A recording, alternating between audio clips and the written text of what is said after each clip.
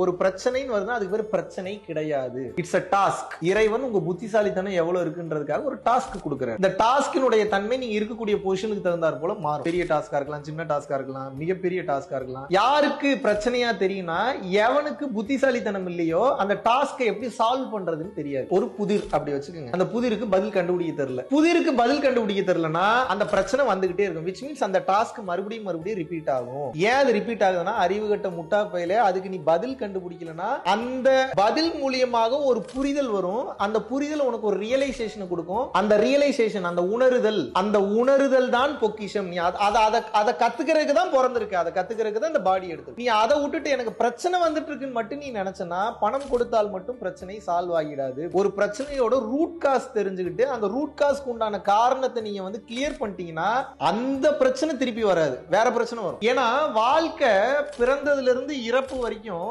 உங்களுக்கு ஏகப்பட்ட சீன்ஸ் எழுதிருச்சு. இப்ப அந்த சீன்ல நடந்தே தீரும். உங்களுக்கு ஒரே வழிதான் இருக்கு. எம்ப்ரேஸ் பண்ணிட்டு தயார் நிலைக்கு தைரியமா வந்துடணும். ஓகே, அதை நான் பாத்துறேன். ஒவ்வொரு பிரச்சனையும் வரும்போதும் அந்த பிரச்சனைக்கு சொல்யூஷன் கரெக்டா என்னால சிந்தித்து தீர்மானம் செய்து முடிவெடுக்க தெரிந்தால் அதே பிரச்சனை மீண்டும் வராது. ஒரு 1 ஹவருக்கு மேல லென்த்தி வீடியோவா www.paramporulfoundation.in அப்படின்ற வெப்சைட்ல தாராளமாக நீங்கள் அந்த வீடியோ பார்த்து தெரிந்து கொள்ளலாம்.